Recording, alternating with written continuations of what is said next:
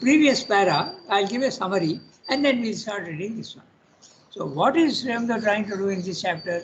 He is trying to find out whether the experience of nirvana is really the last and absolutely essential, okay, experience.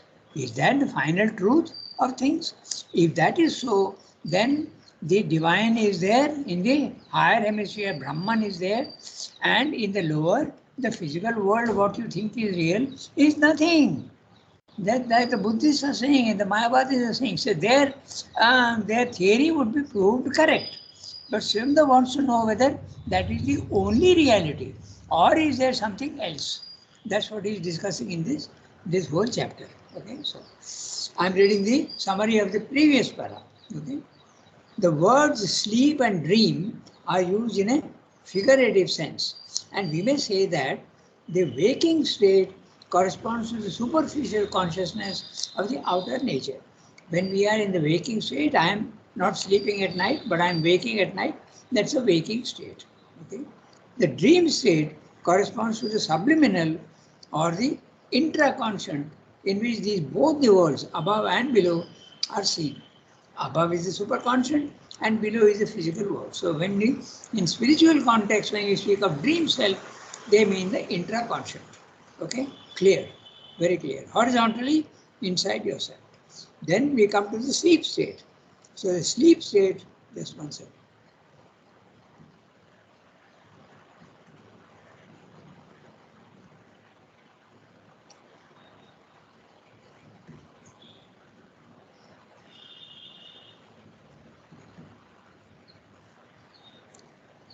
Yeah, I've got it. Okay. It takes a little time for it to come. So the way now the dream state we have seen. Now what is the sleep state? The sleep state corresponds to the spiritual planes above the mind. Higher mind, element mind, intuitive mind, and overmind. Okay. The subliminal is usually entered into either by sleep or by trance. Hence the appellation. In the subliminal, the supraphysical realities are seen as transcribed images. Now, this is a very interesting thing because there are no words to describe. When you describe at our level with words, you can make a picture of yourself. But when you go above where there is no language, you have to use images to show the truth. That's why in this intraconscious, truth is revealed to you through images. And that's the beauty of in Savitri, Sri Aurobindo is going on using images, metaphors and similes to explain the subtle truths which cannot be put into words. Okay, so are transcribed images and figures. From the subliminal, we can pass into the higher spiritual planes, and from there to the highest state where there is no subject, no object, and it is something that is concentrating only on itself. Okay, it's an inward-looking thing. There is no question of a universe. The divine himself is concentrated within himself. It's like a human being who is completely immersed in his own consciousness. So that's the sleep state. But I'm reading the summary. But if we enter these spiritual planes in a spiritually waking consciousness, what we call a waking samadhi, we can become conscious of several planes simultaneously, which is not the case normally in trance. Then the omnipresent reality can be seen everywhere, and there is no perception of any unreality or Mayik illusion anywhere. So it's not essential that that's the only reality and the only truth. There is a truth, but it's not the only truth. But normally, the passage from the outer to the inner or from the lower to the higher is brought about in a trance condition. And this sudden transition does leave a strong impression of the unreality of the physical world. We may say that we are carrying our old baggage of dualities into another field where they do not exist. So that's why we see unreality. Actually, if you look very carefully, it's not unreality, but it is something else. Okay. So the psychological experiment with out of focus images explains this. Very interesting. I told you that very interesting example. 20 people you take and make them see an image on the wall out of focus. And slowly, over 2-3 hours, not immediately, over 2-3 hours, slowly bring the picture into focus. And each one is thinking of something, okay? When you look at the clouds, some people imagine a mountain, some people imagine a figure. So each one is thinking of something. And when the picture is absolutely in focus, chances are that you are still sticking to your first impression. That is what I mean by the psychological experiment of the out of focus images. So in other words, what you are used to in the physical world, the dualities, you are continuing to take it into the physical, into the superior world where there are no dualities. So you think that the physical world is unreal. Actually, it's not unreal. It is the one pole of the existence. Archana ji, good morning. I heard you are in Bangalore. Is that correct? I'm back in my room, Rangada. That's why I was a little late in joining. Okay. I just reached, so I took my bath, and so 2 minutes late I was. That's it. I'm back. Okay. I'd gone for 3 days. That's it. Okay. Good morning, Rangada. Good morning, everybody. Yeah, good morning, Archana ji. Okay. So, Morning. this is what he's saying in the. But the unreality of the world is not the final defining experience. That's what Srinu is saying. Why should we think that that's the ultimate reality? Therefore, we cannot accept the Buddhistic solution, nor can we accept the Mayavada solution, okay, that there is an absolute unreality. There is another higher and more convincing, that's a synthesis and not a rigid division, not a real and unreal, not a permanent and a transient, but and not a one and the many. All is only real Brahman everywhere. This is what he said in the previous paragraph. So now we come back to the paragraph that we have to read today. All these and other solutions. So I am reading each sentence. Rangada, we have read it. We have to redo it. That's what I'm doing. I'm going to read each sentence. Okay. And then we'll see whether it is clear or we can discuss it. All these and other solutions of the nature of Maya fail to satisfy because they have no conclusiveness. They do not prove that the experience of the unreality of the world is final. There is no necessity to think it as final. Although it is valid in itself, it is not the final. There are other ways of looking at reality. That's what Srinu is saying. They do not establish the inevitability of the illusionist hypothesis, which, to be accepted, needs to be inevitable. Only if it is absolutely the last stage can we accept the theory of Mayavada. But the theory of, and what is the theory of Mayavada? You cannot get the divine in the physical world. It is unreal. There is nothing in it. You have to go to the higher level. So Srinu is saying, I cannot accept that. I will accept it if that's the last truth. But it's not the last truth. Okay? Needs to be inevitable. They do not bridge the chasm between the presumed true nature of the eternal reality and the paradoxical and contrary character of the cosmic illusion. In other words, it is true that we experience a state of consciousness where there is a superior reality and there is an inferior, seemingly unreal. Okay? And there is no connection between the two.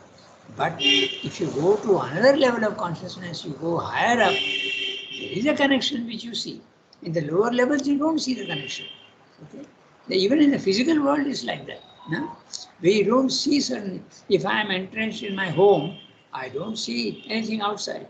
But if I keep going higher and higher, and I go to the 20th floor or 40th floor, in America the 100th floor, in Dubai the even higher up, and then you look all around, my God, you start seeing everything around you. So your view of things completely changes. So Srinu is saying if you go to the supramental level, the experience of nirvana is one possible, but there are many other possibilities. That's not the only possibility. Okay? They do not bridge the chasm between the presumed true nature of the eternal reality and the paradoxical and contrary character of the cosmic illusion. At most, a process is indicated that claims to make the experience of the two opposites conceivable and intelligent. He is referring to Shankara. Okay. At the most, a process is indicated that claims to make the coexistence of the two opposites conceivable and intelligible. But it has no force of certitude or illuminating convincingness, effectively curing the improbability that its acceptance would be obligatory on the intelligence. Even the Shankaran philosophy does not absolutely explain that the Mayavada theory is not the ultimate theory. He is halfway between. That's what Sri Aurobindo says elsewhere. He says that the Buddhists came and said that there is only one reality, Brahman, and the world is unreal. Shankara comes and says, no, it's not exactly like that. There is a reality to the physical world, but it is practical truth. It's not the absolute truth. It's a transient truth. Then Sri Aurobindo says, but why didn't he go one step more? And that's what I am going to say, that you cannot say that you can't get the divine in the physical world. You can get, and it is going to happen, and you can experience the divine fully, even in the world of ignorance. So he should have gone there. So there are 3 steps of the Indian idea of evolution. Okay? That's what he's saying. Because if Sri Aurobindo does not say that, his contention that a divine life on earth is possible will not be possible. We'll have to go to the Mayavada theory and say, no, you can't get the divine here in the physical world at all. It is permanently falsehood and perversion and suffering. There is no way out. But Sri Aurobindo is saying there is a way out, but it's a very slow process. The divine is having an evolution, and slowly it will change. Don't think that this is a permanent state of affairs. Okay, that's what he's saying. So, then the theory of the cosmic illusion gets rid of an original contradiction, a problem and mystery which may be otherwise soluble, but erecting another contradiction, a new problem and mystery which is irreconcilable in its terms and insoluble. In other words, the theory of cosmic illusion is, even if it is not really a total illusion, you cannot get the divine in the physical world, you have to go up there. Okay, that's a theory. So, for we start with the conception and experience of an absolute reality, the Brahman, which is in its nature eternally one, supracosmic, static, immobile, immutable, self-aware of its pure existence, and a phenomenon of cosmos, dynamism, motion, mutability, modifications of the original pure existence, differentiation, infinite multiplicity. Chandra is so clear and detailed, he's saying. So the Mayavada philosophy is explaining. In this one sentence of 5-6 lines, he is explaining Mayavada. For we start, we means not Sri Aurobindo, the Mayavada philosophy. We start with the conception of or experience. It could be experience also. Because when you formulate a philosophical statement, it's a conception. But we start with the conception of experience, of an absolute reality, the total, at the highest level. There is no doubt about it that exists. Everybody agrees that there is a possibility of an absolute reality, except the materialist and the existentialist. They don't believe that God exists. But the other philosophical schools in India, they all know that yes, Brahman exists. For we start with the conception of an absolute reality, but at the higher level, which is in its nature. Now he is describing what that reality is. Eternally one. eternally one. It never becomes the two unless it manifests itself. It's a supracosmic. It is above the cosmos. It has nothing to do with the cosmos. Static. There is no movement there at all. Immobile. Immutable. All these three words are almost same. It is static. There is no change. It is immobile and immutable.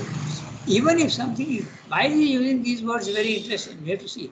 Why is he using three words unnecessarily?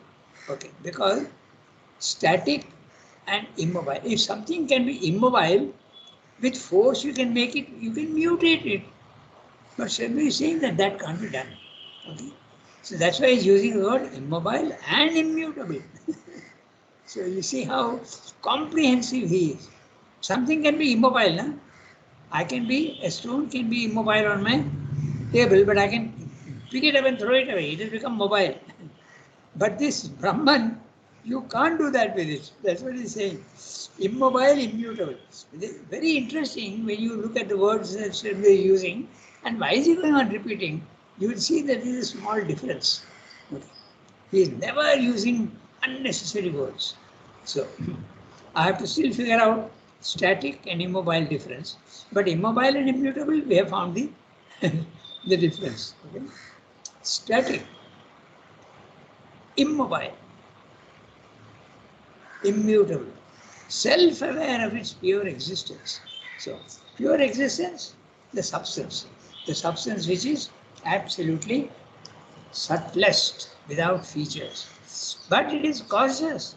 This substance is conscious of itself. Okay. Pure existence and a phenomenon. So this is the above, and now the below, the physical world. Phenomenon of cosmos, which is the opposite. All the words are showing you the opposite. Dynamic. So static and dynamic. Okay. So the static condition and the dynamic condition are opposites. Then there is immobile, he has said, but now he is using the word motion. So that's why. Oh, and mutability. Oh my God, now I see the relation. You take the three words and the three words below, and you will see how he is manipulating the words. Okay. So static above, here dynamic below. Okay. Then the next word is immobile, and here same is the word motion. Okay. Then he has used the word immutable, and here it is mutable. So he is going very clearly step by step and showing the opposite. Then that is one, okay, immutable, self-aware of pure existence, and we have infinite multiplicity below.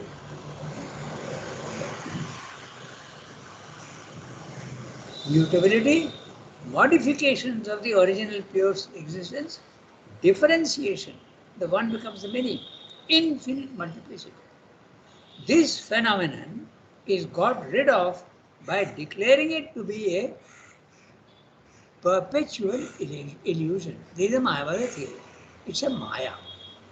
So, but this, now Shiva is giving his own comment, but this brings in effect, a self-contradictory dual status of consciousness of the one to annul a self-contradictory dual status of being of the one. A phenomenal truth of multiplicity of the one is annulled by setting up a conceptual falsehood in the one, creating an unreal multiplicity. So even this is not satisfactory to Sri, because he wants a total oneness. Okay? The one, forever self-aware of its pure existence, entertains a perpetual imagination or illusory construction of itself as an infinite multiplicity of ignorant, suffering beings, unaware of self, who have to wake one by one to awareness of self and cease individually to be.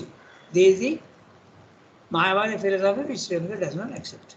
He says that this is the thing, there is a dichotomy between the two, and even if there is a partial reality to the physical world, You can't get the divine fully here, you have to go on. Srivyo cannot accept that. Okay? Now we read the next paragraph. In face of this solution of a perplexity. So one of you has to read. Would you like to? Go ahead, read it in face.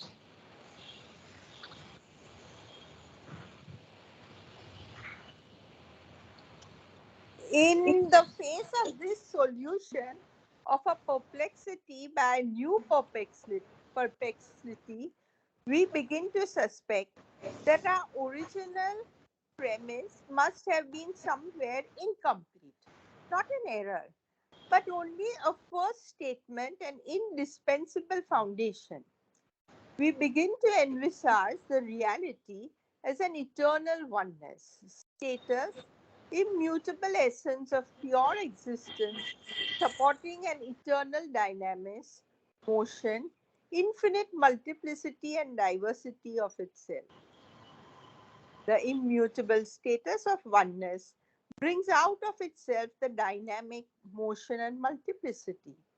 The dynamism, motion, and multiplicity not abrogating, but bringing into relief the eternal and infinite oneness. If the consciousness of Brahman can be dual in status or action, or even manifold, there seems to be no reason why Brahman should be incapable of a dual status or a manifold real self experience of its being. The cosmic consciousness would then be not a creative illusion, but an experience of some truth of the absolute. This explanation, if worked out, might prove to be more comprehensive and spiritually fecund, more harmonic in its juncture of the two terms of our self experience, and it would be at least as logically tenable as the idea of an eternal reality supporting in perpetuity an eternal illusion, real only to an infinite multiplicity of ignorant and suffering beings who escape one by one from the obscurity and pain of Maya, each one by a separate extinction of itself in Maya. So this is now Srivyo is giving a hint of what his own philosophy will be. Okay. So, by the way, he has used the word in face of. So, one second, I'm getting a phone call. Just 1 minute. Yes, Moni?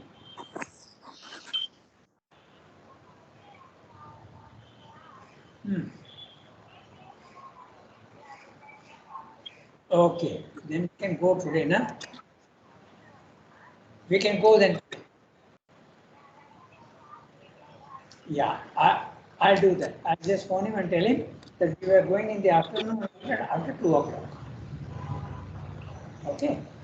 Right. Okay, Muni, I'll do that after my class.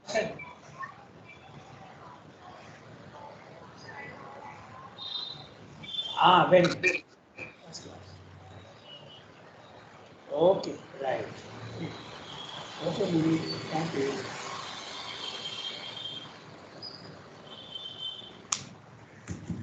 Yeah. So, sorry for the interruption. Because there are two doctors there, I'm telling you. My brother is in the East Coast Hospital. He is undergone prostate gland surgery, and yesterday he was in post-operative care ICU, but today he should be coming to the ward. So I want to go and see him in the afternoon. That's why the phone call. Okay. So, all right. Now it's a very small para, and we can do that para quickly. So Srivyo is saying, why should we imagine that the physical world is unreal and only the Brahman is limited to his oneness and static condition? Why can't we think of something else? Our hypothesis, after all, it's a hypothesis. Why can't we start with some other hypothesis? And if we take that, then we see that it is more reasonable and more also logical. So we should be able to, and more probable also. So let's assume that the divine is not condemned to a oneness forever. He can become many, he can take different stances, he can reduce himself. We must give that, we must start with that hypothesis. So that's what he's saying and he's discussing. Okay, so in face of this solution, now that's a question of English. We would have said, I also would have said, in the face of this solution. Question is saying, in face of this solution. That's the difference between British English and Indian English. So I don't think it's wrong to say in the face of. Okay. But anyway, here is a in face of this solution of a perplexity by a new perplexity. The first perplexity is that physical world is totally unreal. The second perplexity is that it is not totally unreal, it is half unreal. But the divine is not available here. You have to go out. Shankaran philosophy. Same way saying, how do you assume that we can also have the divine fully here? It's a question of time. Okay, it's not a maybe you don't have it right now, but a supramental race will come which will be more divine than the human existence. That's what he's saying. We change our starting point. Okay, that's what he's saying. So we begin to suspect that our original premise, the word premise is clear. The word premise has two meanings. The first meaning is, your quarters where you live. My premises, but normally it's in plural. Here, premise means your hypothesis, the starting point which you take for granted without reason and with total acceptance and faith. I will start from this point. This is the hypothesis and is a theorem if you want. Okay. So our original premise must have been somewhere incomplete. He's saying not an error, because again and again you will see his words. The experience of nirvana is not unreal. It is real, so it's not an error, but only a first statement, an indispensable foundation. So it need not be an indispensable foundation. We begin to envisage or envisage, as Jasmine read, both are possible. The reality as an eternal oneness, status, immutable essence of pure existence, immutable essence of pure existence. The word essence is very interesting. Okay? You think about what exactly it means. There are other characteristics, but the essence is always the same. The essence of the tree is a seed. The essence of man with his body, mind and life is a psychic being. Okay, that's the essence. Okay, the essence of a fruit with its skin and its pulp and all that is the juice that you can get out of it. So essence. It's a very interesting word, because then many things become clear in the philosophical area also. We begin to envisage the reality as an eternal oneness, status, immutable essence of pure existence, supporting an eternal dynamics, motion, infinite multiplicity and diversity. Diversity of what? Of itself. I am myself producing so many things and changing things. Okay? So this is the theory that he's saying we can begin with this. We can begin with this and we come to a more logical conclusion. The immutable status of oneness brings out of itself the dynamics, motion, multiplicity. The dynamics, motion and multiplicity, not abrogating, but bringing into relief the eternal and infinite oneness. So he's saying that which is one becomes a many, that which is infinite becomes finite, that which is formless becomes form, but the two are connected. They are not unconnected. They are not abrogating the lower, but they are only bringing into relief, giving you a better picture. There is a above and there is a below. There is a top and there is a bottom. That's what he's saying. Why should you say that the bottom is unreal? It need not be unreal. Okay? So, not abrogating, but bringing into relief the eternal and infinite oneness. If the consciousness of Brahman can be dual in status or action or even manifold, there seems to be no reason why Brahman should be incapable of a dual status or a manifold real self-expression, a self-experience of his being. Why do you assume that the Brahman is eternally static? Because that's the experience you have, you will answer. But is it not possible to have another experience? Then the Mayavadi will say, at least I have not experienced. But if Srivendra says that, well, I have experienced, and I invite you also to have the experience, what will he say? He will be puzzled. He will not know what to say. Okay. So this is the conclusion that you draw from half data, incomplete data. So if the consciousness of Brahman can be dual, so dual means spirit and matter. But is it only that? Or could it be even manifold? It could be many. It could be the 7 planes of consciousness. Why only top and bottom? There seems to be no reason why Brahman should be incapable of a dual status or a manifold real experience of its being.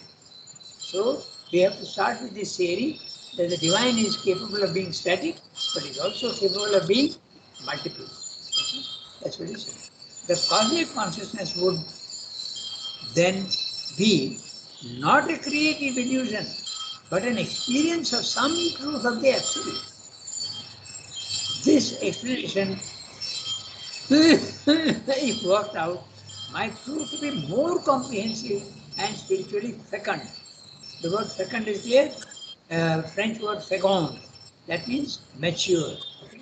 It is more mature, more acceptable, more reasonable, then more harmonic also.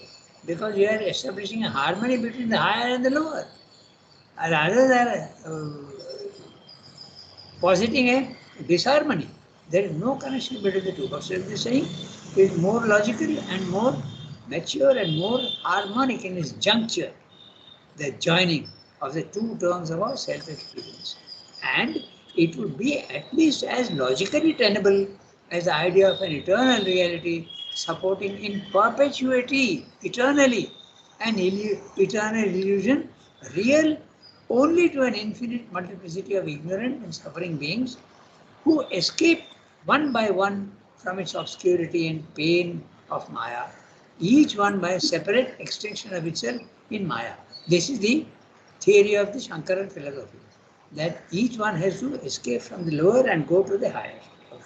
So, Srivendra is saying, but if that is, you accept that, how to accept this fact is very puzzling, that something which is real, okay, is producing something which is unreal, but it's not momentary. It is constantly maintaining this unreality. Now that's not very reasonable, no?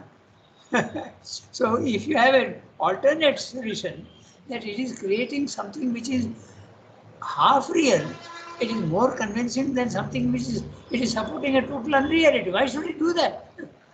Why should the reality create a complete unreality? That doesn't sound very reasonable.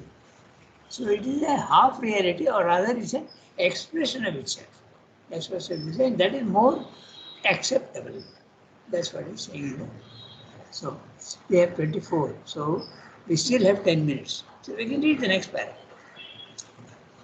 So this is the first answer he gives to Mayavada, that don't think that the Brahman is static permanently. He is static, no doubt, but he is not permanently static. He has the capacity to become mobile also. Now he is discussing a second possible answer. So, Jasmine read it. Now, either Sunki or Archanadi or Shilpa, you can read the next one. In a second possible answer. Yeah. Shall I read? Yes, go ahead. In a second possible. In a second possible answer on the illusionist basis to the problem in the philosophy of Shankara, which may be described as a qualified illusionism, an answer which is presented with a force and comprehensiveness that are extraordinarily impressive, we make a first step towards this solution. For this philosophy affirms a qualified reality to Maya. It characterizes it indeed as an ineffable and unaccountable mystery, but at the same time, it does present us with a rational solution at first sight thoroughly satisfactory of the opposition which afflicts our mind, it accounts for our sense of the persistent and pressing reality of the universe and our sense of the inconclusiveness, insufficiency, vanity, inventiveness, a certain unreality of life and phenomena. For we find a distinction made between two orders of reality, transcendental and pragmatic, absolute and phenomenal, eternal and temporal. The former, the reality of the pure being of Brahman, absolute and supercosmic and eternal. The latter, the reality of Brahman in Maya, cosmic, temporal, and relative. Here we get a reality for ourselves and the universe. For the individual self is really Brahman.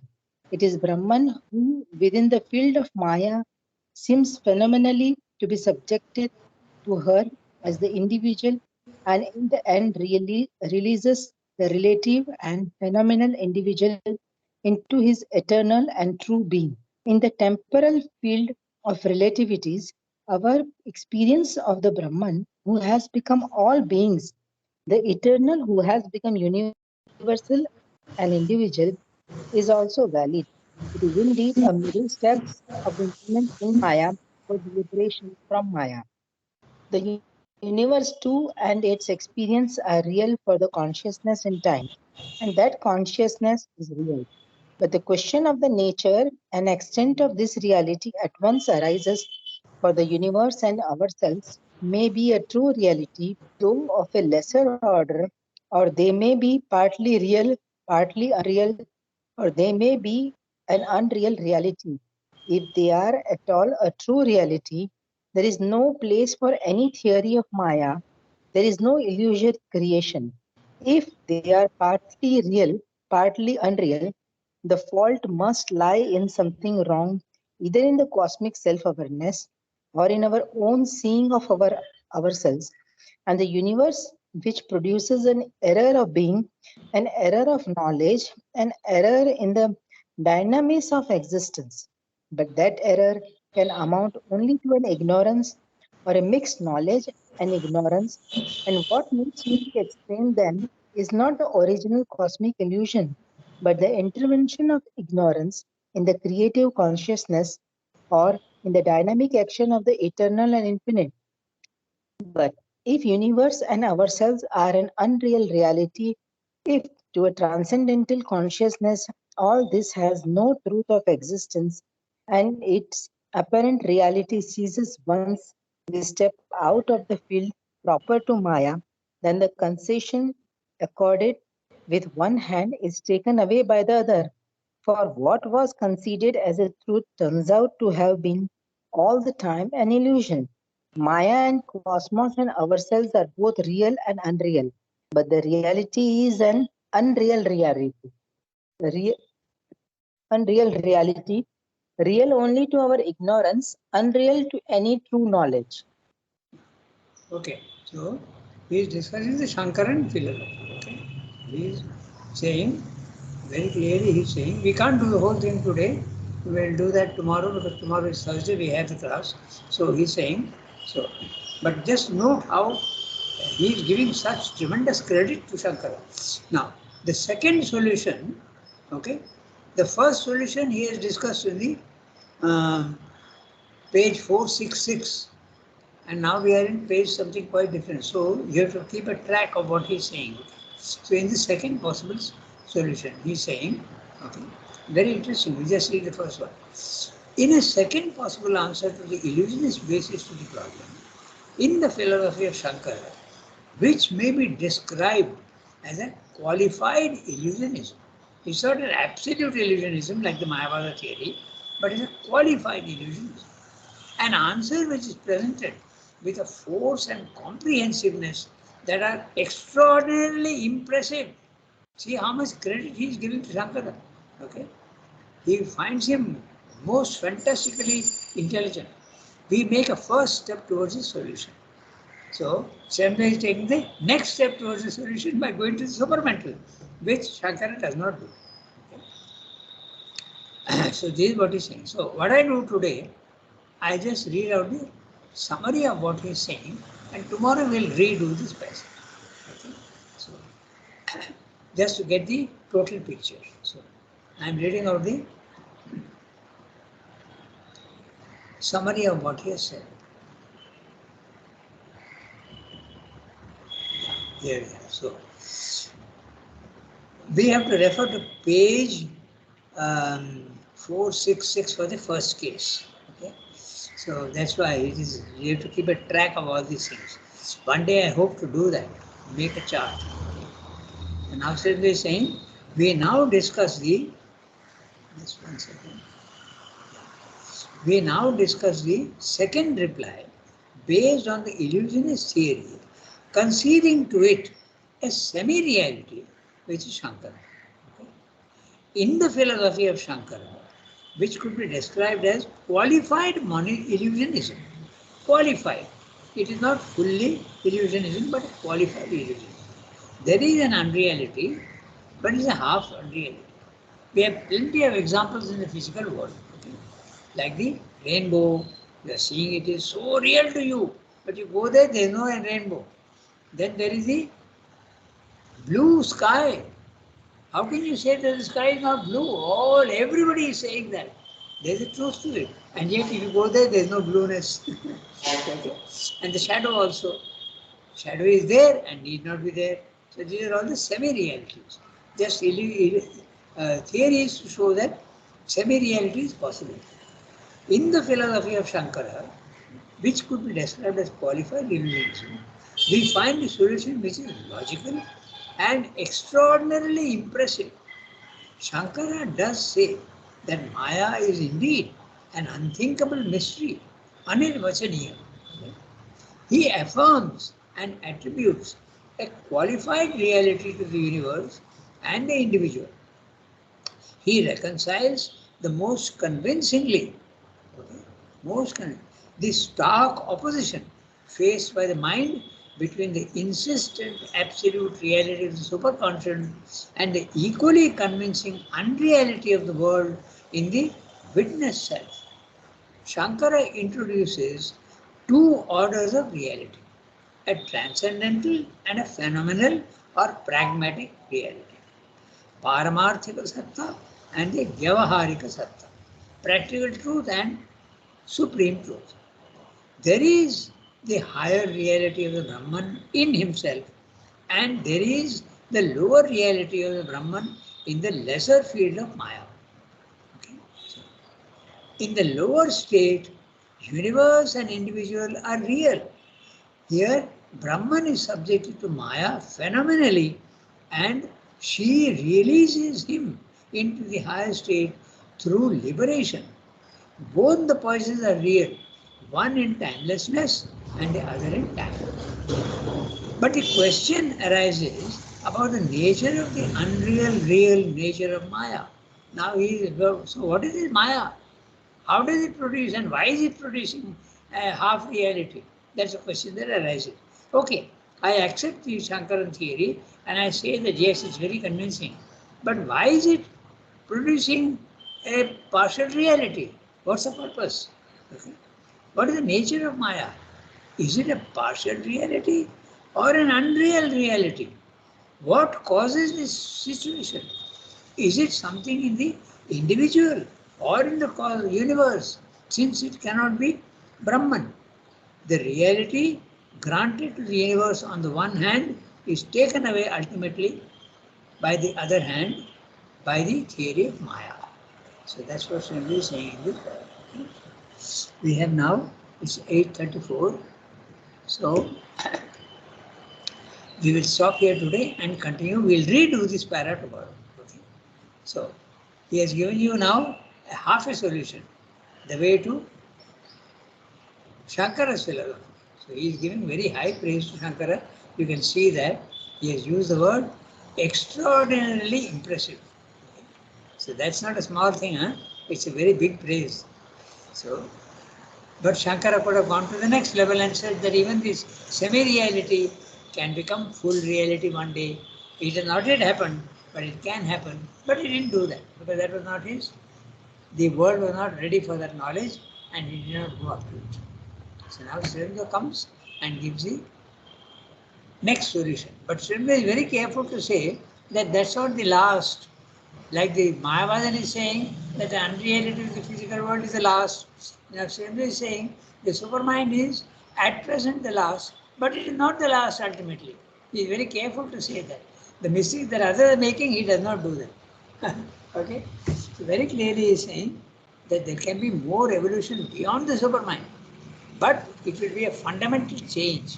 And that change will be that the evolution will proceed not from ignorance to knowledge, but from knowledge to further knowledge. It will be a fundamentally different type of evolution. Okay? So, we stop here today. So, au revoir and have a nice day, all of you. Jasmine, Thank Shilpa. you, Professor.